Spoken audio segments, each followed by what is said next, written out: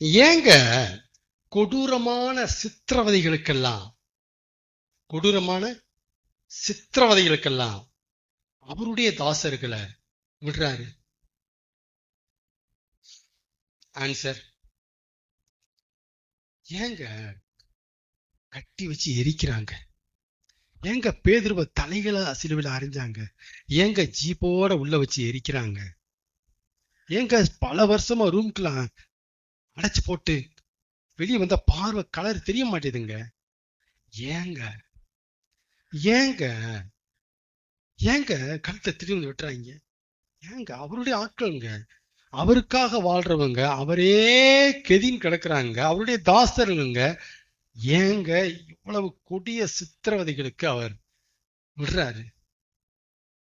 நம்ம விடுவோமாங்க? கேள்வி வருது. அந்த கேள்வி, இப்படி சித்திரவதை பண்ணணுமா? ஏங்க இந்த சித்திரவதை? யோபு என்னங்க பண்ணான்? அவன் பிள்ளைக பாவம் செஞ்சிருப்பாங்களோ அப்படின்னு அவன் பிள்ளைகளுக்காக பலியிட்டன். உத்தமங்க, அவன் உத்தமன். என்னங்க பண்ணான்? எங்க இந்த சித்திரவதை அவனுக்கு? வாழ்நாளெல்லாம் ஓடி எடுத்து ஆரோக்கியத்தை இழந்து பருவ சுரண்டிட்டு இருக்கிறாங்க. எதுக்குங்க இப்படிலாம் இருந்தா எப்படிங்க இருக்க முடியும்? அவர்கிட்ட எப்படிங்க இருக்க முடியும்? எதுக்குங்க சித்திரவதை? எதுக்கு விடுறாரு அவரு? புரியுதுங்களா? இதெல்லாம் அப்படி எழும்புது கேள்வி, அரிக்குது மனச. ஏன் கொடூரமான சித்திரவதைகளுக்கெல்லாம் அவருடையவர்களை தேவன் விடுகிறார் என்றால்,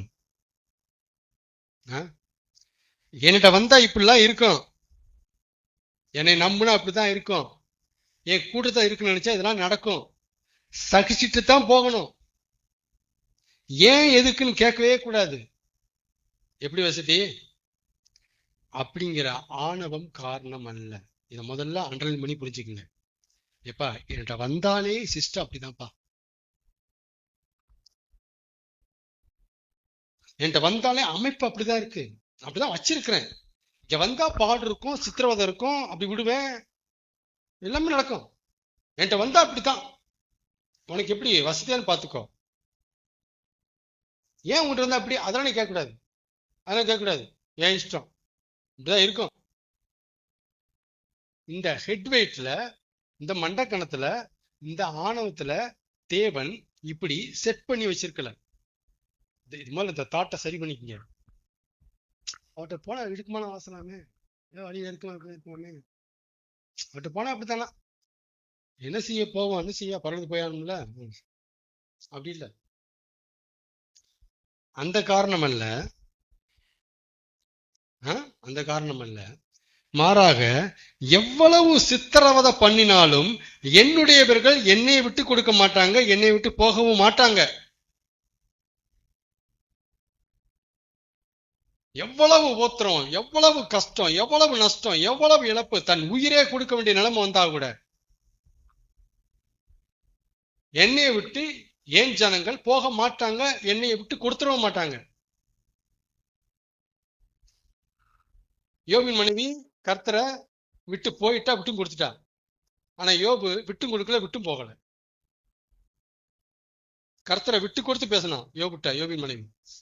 ஆமென் சொல்லுங்க. வேணும்னா தொட்டுப்பார் அவங்களை என்று பிசாசுக்கு முன்பாக அவர் சவால் விடுவதே காரணம். ஏங்க அந்த சித்திரவதை, ஏங்க இந்த கொலவெறி தாக்குதல் அவருடைய ஆட்கள் மேல நடத்தப்படுது? ஏங்க இதுக்கெல்லாம் விடுறாரு, அனுமதிக்கிறாரு? என்னத்துக்குங்க அப்படின்னா, என்ன பண்ணினாலும் ஏன் ஆட்கள் என்னை விட்டு போக மாட்டாங்க, என்னை விட்டு கொடுக்க மாட்டாங்க. சவால் தொட்டுப்பார் யோப, தொட்டுப்பாருடா, சவால். என்ன சொல்றேன் புரியுதுங்களா? வெளிப்படுத்தும் விசேஷம் 2:10, வெளிப்படுத்தும் விசேஷம் 12:13-11, யோபு புஸ்தகம், இதுல எல்லாமே பக்கா ரெக்கார்ட் இருக்குது. நான் சொல்றதுக்கு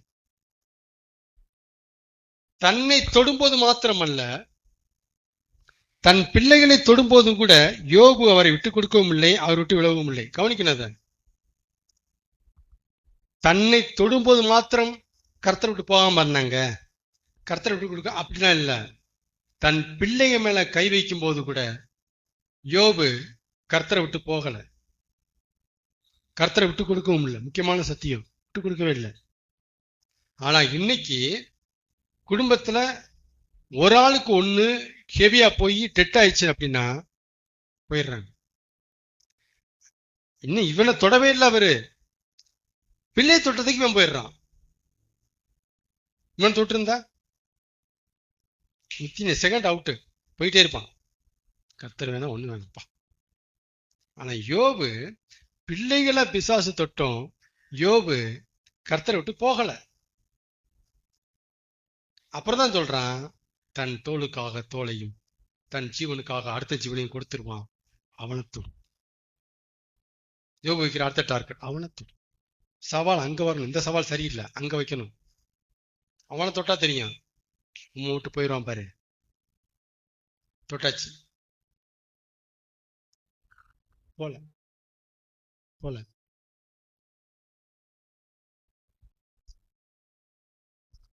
நம்மை பிரிக்க அல்லது நம்மை வீழ்த்த நம்மை மட்டுமல்ல நமக்கு உரியவைகளையும் பிசாசு தொடலாம் அப்படிங்கிறத கவனத்துல வச்சுக்கோங்க. இதுதான் சொல்ல வராறீங்க. நம்மளை தேவனை விட்டு பிரிக்க, தேவனை விட்டு வீழ்த்த நம்ம மட்டும் இல்ல, நமக்கு இனமான, சொந்தமான, பிடிச்ச, உறவான, நமக்கு உடைமையான, உரிமையான ஆட்களையும் பொருட்களையும் கை வைப்பான். யோபு வாழ்க்கை பெஸ்ட் எக்ஸாம்பிள். அங்க கை வைப்பான். கை வச்சு பாரு, போலையா? அப்ப அவனை கை. ஆமென்.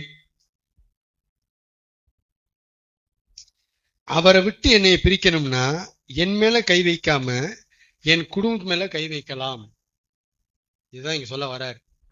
இப்ப என்னை பிரிக்கணும், என்னை வீழ்த்தணும் அப்படின்னா என் மேல வைக்கலாம், இல்லைன்னா குடும்பத்து மேல வைக்கலாம். இப்படிதான் வைக்கலாம். ஆனா என்ன செய்யணும்? டார்கெட் என்ன? பிரிக்கணும், என்ன பிரிக்கணும் அப்படின்னா எப்படிதான் கொண்டு வருவான் பிரச்சனையை? கர்த்தர் நல்லவர். குடும்ப நபர்களை அவர் விட்டு பிரிக்கணும்னா அவங்க மேல கை வைக்காம என் மேல கை வைக்கலாம். இது எல்லாமே நடந்திருக்கு வேர்ல்டுல. நல்லா ஊழியம் பண்ணாருங்க, திடீர்னு பாருங்க பிளைட் ஆக்சிடென்ட்ல இறந்துட்டாருங்க. அப்படியா? இப்ப என்ன பண்ண போறீங்க? கர்த்தருக்காக அவளை ஓடினாரு, கணவர் இறந்துட்டாரு. பிள்ளைய சொல்றேன், எங்க அப்பா கர்த்தருக்காக ஓடினாருங்க, போயிட்டாங்க. என்னங்க கர்த்தர் காப்பாத்தினாரு? என்னத்தங்க கர்த்தர் ஊழியம்? அதுதான். இப்ப இவங்களை கை வைக்கல, ஆனா யாரும் கை வச்சுட்டான். அவன் ஊழியம் மேல கை வச்சு குடும்பத்தை டிஸ்டர்ப் பண்றான். ஊழியம் பண்ணாத, கர்த்தரை நம்பாத, நல்லா மைக்க விட்டு பேச, என்ன ஆச்சு? ஒண்ணும் இல்லையே, ஏன் நம்புற அவரை போய்? வெளியே வா இப்படியும் செய்வான். இல்ல ஏன் மேல கை வைக்காம உங்க மேல கை வைக்கலாம் பிரிக்கிறதுக்கு. இந்த ட்ரிக்கெல்லாம் கொஞ்சம் புரிஞ்சுக்குங்க. இதெல்லாம் இது வந்து தந்திரம், எப்படி எங்க உங்களை உடைக்கணும்னு பாக்குறது. ஆமேனா?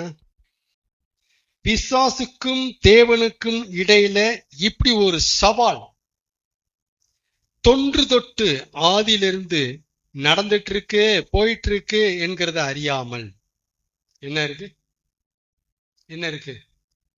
தேவனுக்கும் பிசாசுக்கும் இடையில இப்படி ஒரு சவால் இன்னைக்கு இருக்கு, அன்னைக்கு இருக்கு. இன்னைக்கு இருக்கு, அன்னைக்கு இருக்கு. சவால் இருக்கு, சேலஞ்ச் இருக்கு. திடீர்னு யோபுட்ட வந்து சொன்னான்னு நினைக்காதீங்க. யோபுக்கு முன்னாடியே இன்டைரக்டா அந்த சவால் இருக்கு. வந்து பார், மனுஷனை கெடுத்தியா, இதே மனுஷனா நான் சீட்ல உட்கார வைக்கிறேன். சவால். உலகத்தை ஆக்குவை பண்ணிட்டியாக்கும், இதே உலகத்துல இருந்து இவங்களை நான் பிரிக்கிறேன். சவால். அவனை கொல்ல தெரியாம இல்ல, அவனை உயிரோட வச்சுக்கிட்டு சவால் விடுறாரு. தப்பா புரிஞ்சுக்க கூடாது. அவன் ஒரு மாபெரும் சக்தி, அழிக்க முடியாமல் திணறுகிறார் அப்படின்னா இல்ல, அவனை விட்டு வச்சு சவாலை சந்திக்கிறாரு. இதுதான் தெய்வம். நீ என்ன மோதிர இல்ல, உன்னை இப்படிதான் பஸ்மம் ஆயிடுவேன். நீங்க உன்னை இருக்க வச்சு நான் ஜெயிச்சு காட்டுறேன். இந்த பாடம் பரலோகத்தில் இருக்கிற காபிரியலுக்கும் மிகாவேலுக்கும் 24 மூப்பர்களுக்கும் கேள்விகளுக்கும் பக்கா பாடம். நான் நிரூபிச்சு காட்டுறேன்.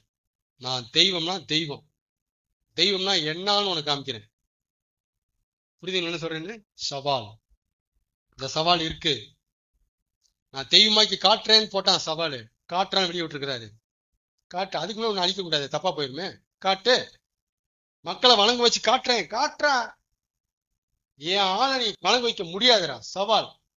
இல்ல வணங்க வைக்கிறேன், பண்ணிப்பார். அப்ப என்ன செய்யணும்? பேசாத நல்லவனா? அவன்கிட்ட கொடுத்தா என்ன ஆகும் விஷயம்?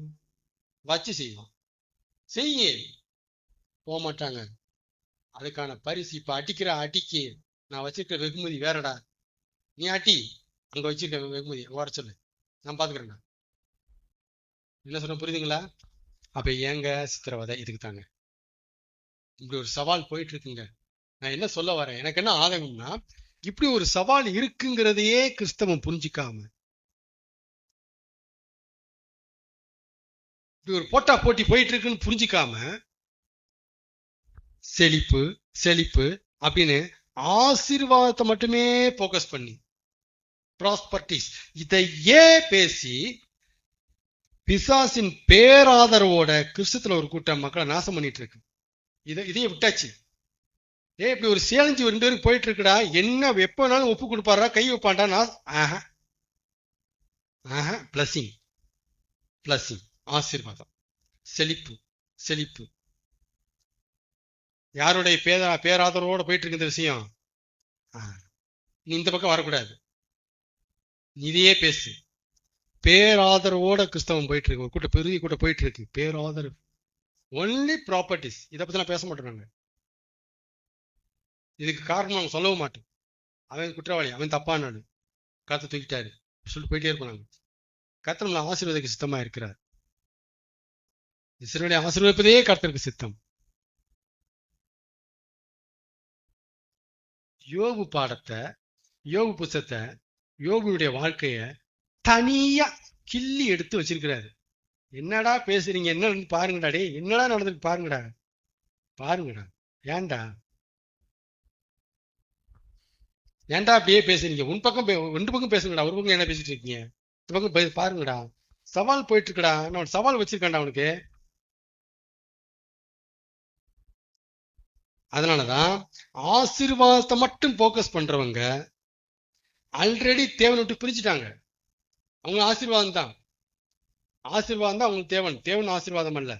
என்ன சொல்ல வந்தேன்? ஆசீர்வாதம் தான் அவங்களுடைய தேவன், அவங்களுடைய வயிறு தேவன். பவுல் எழுதுறாரு, ஆசீர்வாதம் தான் அவங்க தேவன், தேவன் அவங்க ஆசீர்வாதம் அல்ல. அப்படி இருக்கிறதுனால ஆல்ரெடி அவங்க தேவனோட பிரிஞ்சு தானே இருக்கிறாங்க, பிரிஞ்சு தானே இருக்காங்க அவங்க. அதனால இனி என்னத்துக்கு அவங்கள பிரிக்க அவன் வகை பார்க்கணும், அவங்கள போய் நோண்டணும், குத்தணும், கொடையணும்? செழுமை செழுமை செழுமை போயிட்டே இருப்பான். யாரு தேவன் தான் என்னுடைய ஆசீர்வாதத்தை தேவனோட ஒட்டிட்டு இருக்கிறானோ அவனுக்கு தான் இருக்கு சவால். அவனுக்கு தான் ஆரம்பிக்கும் சவால். எங்க யாருக்கு இருக்கு சவால்? யார்கிட்ட அப்ளிகபிள் ஆகும்? யோபு மாதிரி ஆட்கள்கிட்ட, பவுல் மாதிரி ஆட்கள்கிட்ட தான் சவால் நடக்கும். இங்க தேவன் ஆசீர்வாதம் இல்ல, ஆசீர்வாதம் தான் தேவன் சொல்றவங்களுக்கு சவால் இல்ல. சவால் அங்க அப்ளிகபிளே இல்ல, தேவையே இல்லை. அவன் தானே அங்கேயும் சவால் வைக்கணும், நானு தேவையே இல்லை. கிளியரா? அதனால ஏங்க இந்த சித்திரவதை, ஏங்க இந்த கொடுமை, எதுக்குங்க? இப்படிலாமா சித்திரவதை பண்ணி அந்த ரெட்டிப்பான ஆசீர்வாதத்தை தரணும்? சவால் சவால் சவால்ல யோபு நின்னதுக்கு பரிசு ரெட்டிப்பான ஆசீர்வாதம். அது வெகுமதியில் போய் நிற்கும். ஆனா ரெட்டிப்பான ஆசீர்வாதம் தர்றதுக்காக என்ன செய்யல தேவன்? யோப வாதிக்கல. யோப பிசாசு ஒப்பு கொடுக்காது. நல்ல கான்செப்டை புரிஞ்சுக்குங்க. தேவன் ரெட்டிப்பான ஆசீர்வாதம் இருக்குடா, அதுக்கு உன்னை இப்படி நாசம் பண்ண போறேன்டா, அது இல்ல. சவால் வச்சிருக்கேன்டா, அந்த சவாலுக்கு நீ ஃபிட்டுடா, நீ செஞ்சு காட்டுற, போடா செய்தியாடா, வாடா வா, இன்னும் அடுத்து நல்லா வாழ், என்ன அருமையான பிள்ளைய வச்சுக்கோ, வாழ்றா, வச்சுக்கடா போடா. சவால்ல ஜெயிச்சதுனால யோபுக்கு பரிசு இருந்தாரு, வர பரிசுனால சவாலை வைக்கல. ஆமேனா? இதான் ஒரு கிளியர் ட்ரூத். பக்கா ட்ரூத். இதுல கொஞ்சம் கூட கலப்படமே கிடையாது, டைல்யூட்டே ஆகல. தெளிவா புரிஞ்சுக்குங்க. சித்திரவதை ஏன் வச்சுக்கிறாருன்னா, ஒரு சவால், கண்ணுக்கு தெரியாத ஒரு ஸ்பிரிச்சுவல் சேலஞ்ச் நடந்துட்டு இருக்கு. அவனை விட்டு வச்சிருக்கிறதே சவால் தான். சவாலுக்காக தான் விட்டு வச்சிருக்கிறாரு. ஆமென். அதனால சவாலே சமாளி, சவாலை எதிர்கொள்வோமாக. ஆமென் சொல்லுங்க. அதனாலதான் ஆண்டவரால ஒவ்வொருத்தருமே வரான்னு சொல்லவே முடியல. உலகத்திலே உங்களுக்கு ஏங்க சொன்னீங்க? சவால் போயிட்டு இருக்கு.